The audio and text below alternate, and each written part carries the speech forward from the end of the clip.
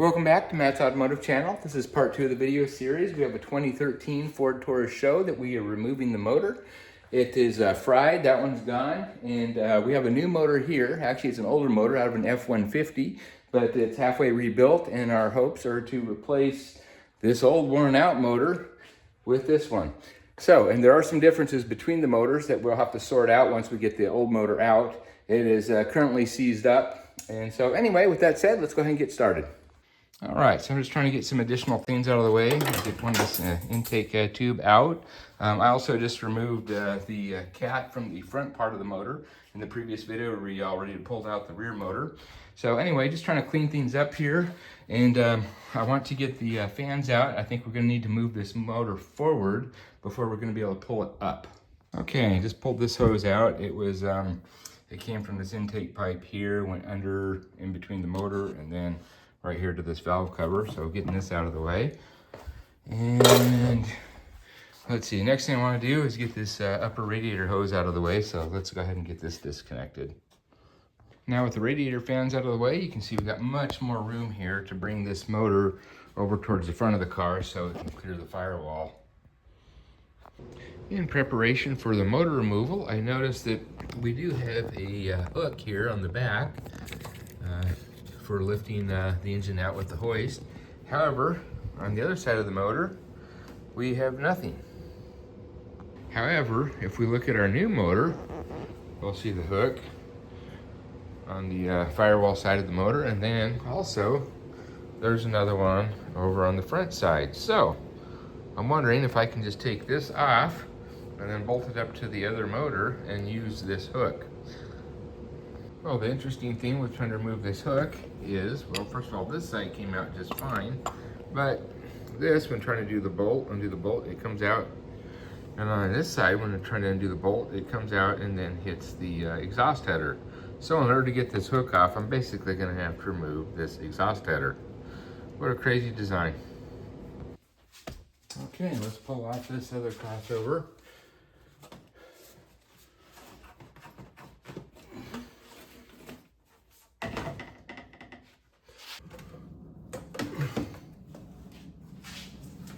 Time to start taking off some of the wiring harness.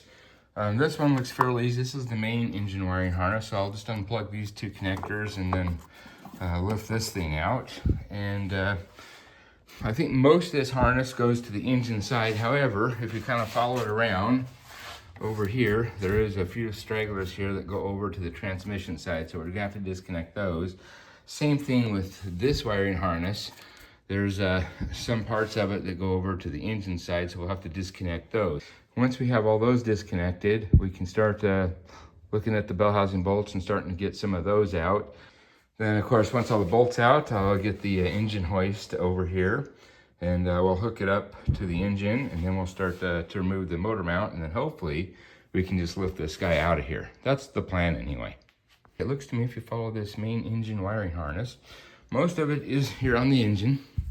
But as you see, as it comes on around here, there's one little straggler here that comes over onto the transmission side. So I'm gonna pull this. There we go. And now, the other things that I need to look for are the ones that come over from the transmission side over, which is gonna be this guy here. And if you follow it, this wiring harness that comes around the front. So I'm gonna disconnect everything here on the front.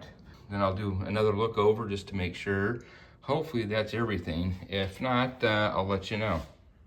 For the wiring harness, it starts over on the transmission side. I just kind of followed this over. It connects right here to the engine wiring harness. So I went ahead and removed that. Move this, and it looks like it's tied with a zip tie here to the engine wiring harness. So I'm gonna cut this guy right here. All right, I cut that little zip tie. So, following this harness over, it looks like, to me, let's see if we clear all these out of the way. The only thing that this wiring harness is hooked to is, let's see, looks like the alternator. So I'll take this guy off and this plug down here, and then hopefully we can just swing this over to the other side. Okay, got this loose. And then this cover here just took off, and we'll loosen that, or take it off rather, and then just pull it off and swing this wiring harness off to the side. All right, alternator is disconnected now. Oh no, there's one more connector. Gosh darn it. Let me show you. Okay. Yeah, I got the alternator disconnected here. And you can see that there's one more branch of it going down in here under the alternator. So I'll have to figure out where that goes and disconnect that too. With the wiring harness out of the way, I decided to take off the bottom bell housing bolts, and the bottom 4 here are all the same. So I got those 4 out, and it looks like, I did check to see if there is one above this transaxle here. There is not. I got the bore scope and looked up there, so you don't have to worry about getting into that tight spot. So anyway, we've got the 4 down here, and then I think all the others come in from the other side, from the transmission side, which is gonna be these guys here. Hopefully I can get these and then work my way up on top. All right, I was able to get 6 of the bell housing bolts out from the bottom side. There's the 6 right there. And if I come around over here to the other side, it looks like I got, it's kind of hard to see here, but there's 4 more bolts here from the top, and I think we should be able to separate the motor from the transmission. I do have some hooks here for an engine hoist on the back, but nothing on the front. So I'm going to take off this heat shield and see if we can't find a good place to attach the crane. All right, there are 3 bolts holding the heat shield in. One here on the side, one here on top, 2 on top actually. So pull that out, and let's get this heat shield out of the way. Okay, it looks like we'll be able to put in this hook here, but this is in the way. So anyway, I'm gonna just kind of unbolt it from here and kind of pry it out, and then hopefully we can get the lift hook in here and bolt it in. All right, with this disconnected, I think we can swing this out far enough to get the hook in. Okay, I was only able to get one of the 2 bolts in. The head configuration is a little different on this one. So I just used the inner bolt. It's still in there very good, so I'm still gonna use this hook to lift it out. I just disconnected these 2 bulkhead connectors here. Pushing on this sleeve here, and then pull the wiring harness out. So I don't think there's anything more to separate between the engine and the car. We got the wiring harness, we got all the vacuum tubes, we got the coolant tubes, and then we separated any of the crossover between the transmission and the engine as far as the wiring harnesses go. So hopefully we can just take out those 4 bell housing bolts and the motor mount, of course, once we have it on the hoist, and then hopefully we can just slightly push this thing over here to disconnect it and then lift it up. That's my hopes anyway, so let's give it a shot. After going over this once more, I did realize I forgot one thing, and that'd be the lower radiator hose. This guy right down here. So anyway, we'll get that off and then give it a shot. Oh, I just realized I forgot one very important thing, and that's the AC compressor. That's gonna have to come off. So we're gonna have to pull the serpentine belt and then get that AC compressor off. Then we can start pulling the motor. Very odd, I just undid this one screw here on the AC compressor, and I hear it leaking now. Hear that? I wonder if that's a Freon leaking. That one piece. Weird. This change of sound. I don't know. Alright, this is kind of interesting. I don't know where the leak is, but anyway, it stopped making noise here. But as you can see, when I just push on this, it looks like it's coming out right.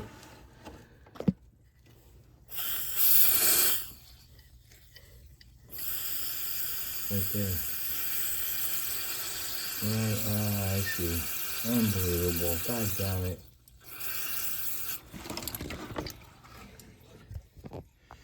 On a little closer inspection, it does look like there's been some damage right here to that pipe.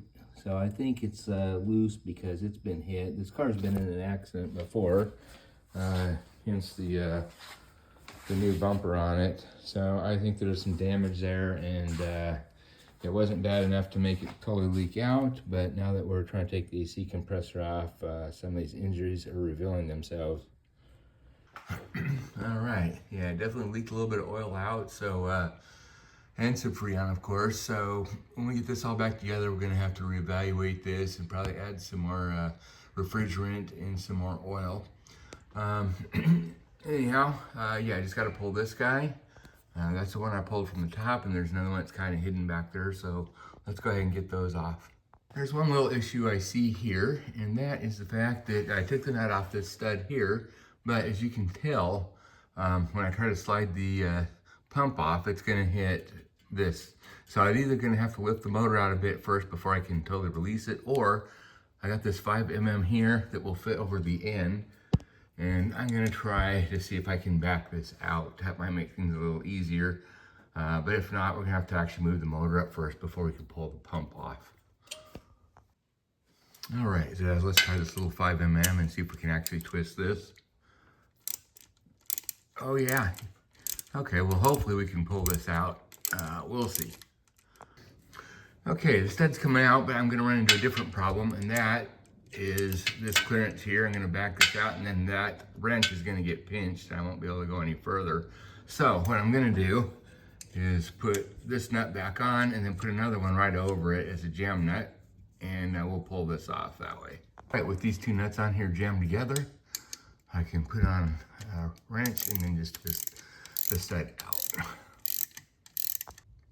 With the stud backed completely out, I've disconnected it from the engine, so that's good, but I'm not gonna be able to remove the stud here. So another thing to remember when we put this back together, this is gonna have to go in first. FYI, for the bolt that's closest to the firewall on top, I'm having to use this ratchet extender to get down here. So basically I plug my ratchet in here, and then I don't know if you can see, I can turn, let's see. There, you can see it turn down there. So this is the best way I found to do this. The quarters are just so tight here. It's really, really difficult. So anyway, we'll get it out using this this system here. Just so you can see what I'm talking about, it's a little bit better view. But if you don't have much room to swing a wrench, this works really well. All that's left now are the two top ones, which I think I can more easily get to. I like to do the hardest ones first because if I can't get those, there's no point in going any further. So I believe I got the hardest ones. Get these two bolts out, then I'll get the engine hoist out, and we'll go ahead and unbolt the motor mount here, and hopefully we can lift this thing out of here. I was using the ratcheting box wrench here to get this out because it's just too tight for a socket, and as you can see, I got it wedged in here now where I can't get it out any further. So I literally cannot remove the wrench because it hits something there.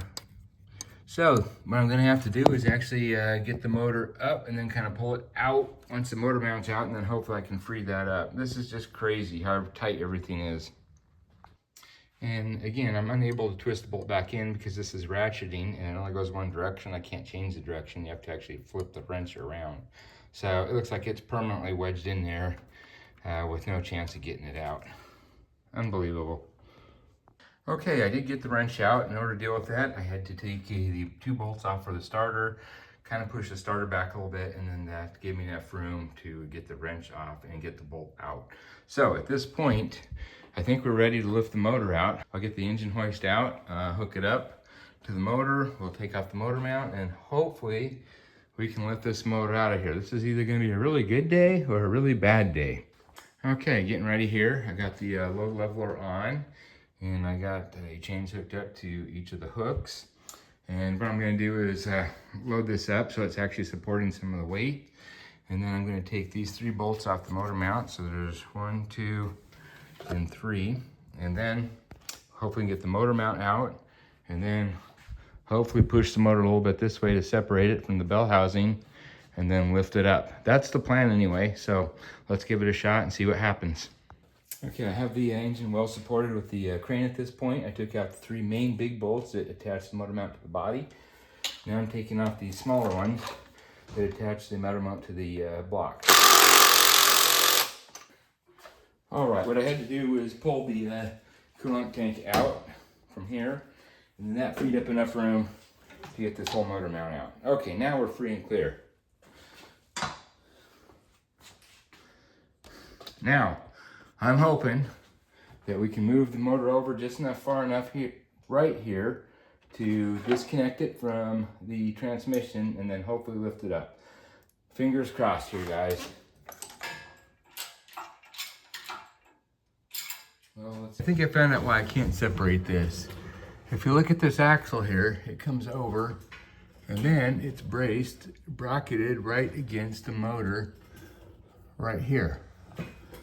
So hopefully if I take this bracket off, that will allow the motor to move out. Let's give that a shot. All right, well, taking all the bracketry off from the PTO unit here, and also the axle here, the half shaft, that's been removed from the block as well. I did put some bell housing bolts back over here just for safety, and I think I'm gonna leave one in here kind of loose for now, because I'll show you what happens as I start to take this bolt out. You can see it starting to split open already. So I think we're about there, and I got another bolt halfway in up at the top. So anyway, I'm gonna get this back down, and then I'll support it using the crane, and then I'll take this bolt out just for safety purposes. Okay, let's try it once again. I hope I have the clearance now. Okay, let's see if we can pull this off. I don't know what's gonna happen here.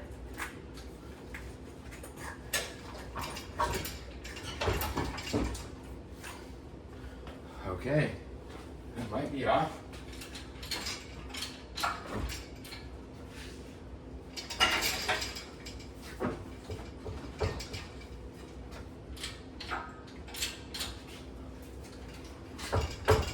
Oh, you've got to be kidding me.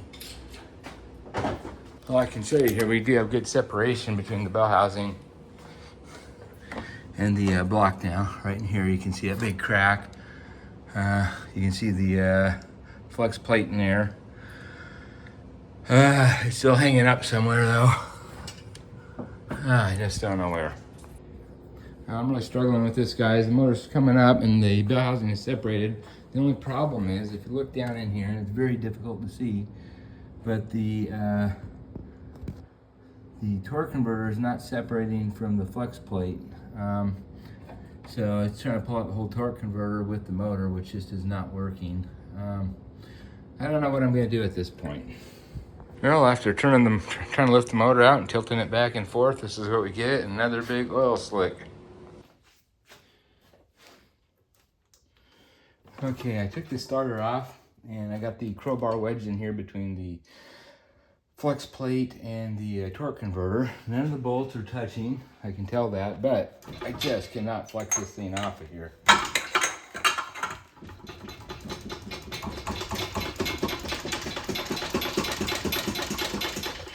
Just will not separate. I don't understand why. I do have a jack underneath the transmission too, so I can adjust the angles. This is just absolutely insane. I don't know what's going on here. Okay, I was finally able to work it loose from the bottom side, the torque converter. I think the shaft from the torque converter was kind of stuck right into this hub here, or the end of the crankshaft. Also, as I'm pulling up, I noticed another connection right here that I need to pull off. It looks like another grounding strap. So let's get that pulled off. All right, as you can see, this is an extremely tight fit.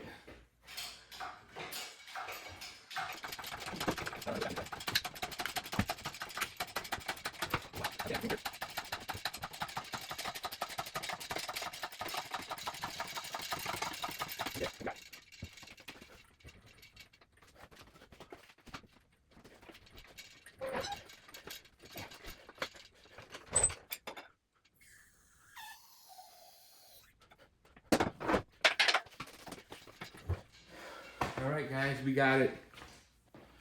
Okay, well, until I get another engine stand, I'm just gonna set it into this tire for now.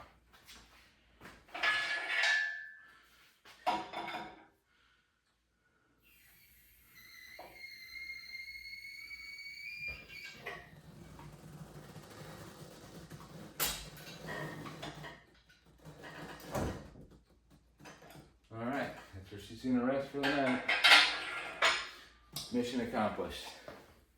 All right, as you can see, it's definitely a 3-bolt torque converter. And yeah, I think what happened was this piece here was getting kind of stuck into the flex plate, and maybe even the end of the crankshaft, because it's not lubed or anything. And I just kind of had to work my way, pry it out away from the bottom and from the top. And from the top, I took out the starter, which is right here, and that helped a little bit. And when I unbolted the intermediate shaft there, for the CV joint, I lost part of the boot, and it started leaking some CV grease down there, so I'm gonna have to replace that and put a new strap on there. And also ended up with another major leak from that shaft, and it was pretty bad. As you can see, it's under here and it goes all the way to the end of the car, and I've been cleaning this up for the last hour or so, so a lot of fluid. So we're gonna have to definitely put some more transmission fluid into it. But wow, this is not an easy motor to work on, that's for sure. At least we don't have to support the transmission. You can see it's supported there, front and back, and then of course on the side with that other mount. So I guess that's a positive. But when I originally tried to pull this thing off, this is the reason it wouldn't come, is because of these brackets, and then this all gets bolted to the block. So don't forget to do that when you're pulling the motor out. Okay, I just found this lane here. It looks like I lost the vent tube there for the transmission. I believe that just goes on here and then up. And yeah, it looks like it's clicked into the motor here with that little keeper. I'm not sure about that. I'll have to check into that and see what that's about. But like I said, I'm not familiar with this motor, so this is a learning experience for me.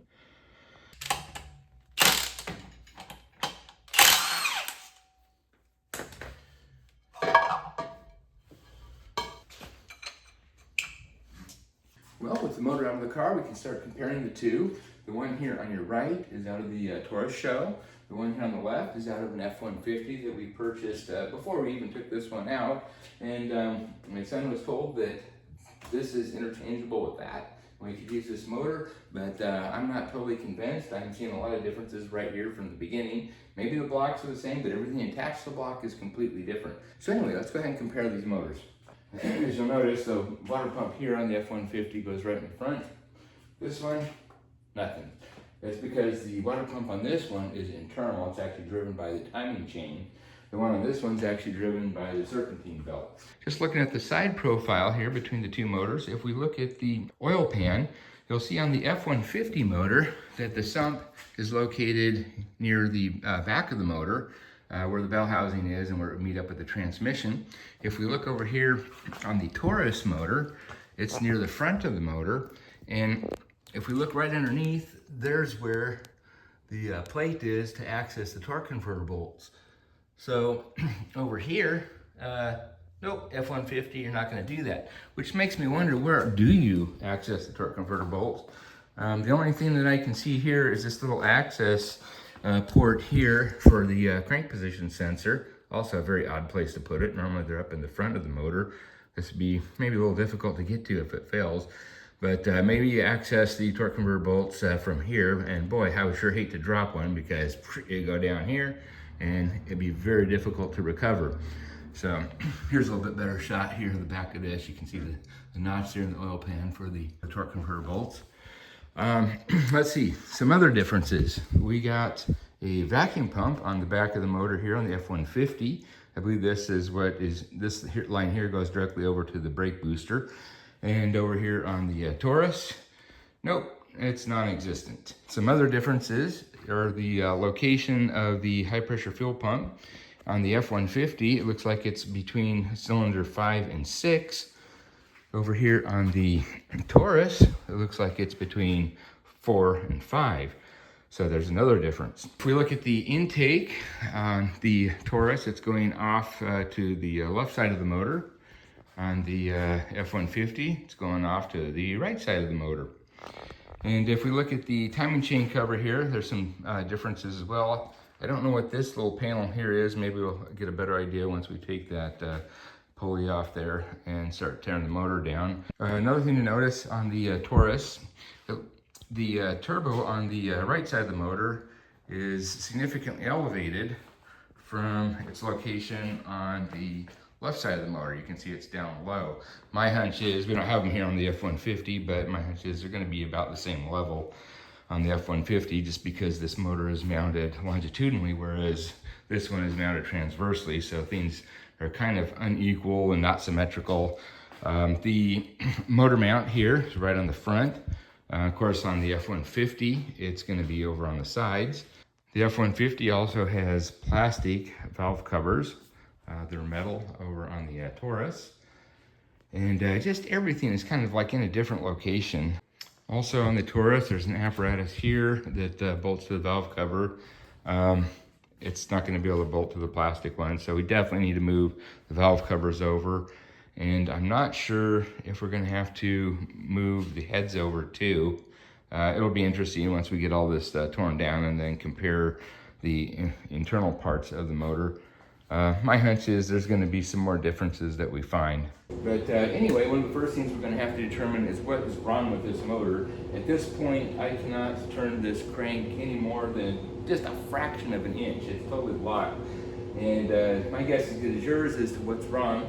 I don't think it would be like a thrown rod or something, because you'd be able to turn it a little more than that. I'm thinking more along the lines of something in the timing, not allowing that chain to move back and forth. But I don't know. It could be anything. So take a guess and we'll find out. Anyway, this video is getting a little long. I'm going to cut it here and we'll continue the teardown of the EcoBoost motor on the next video. I'll see you then. Have a great day. Bye-bye. Whoop, don't go quite yet. Just wanted to remind you.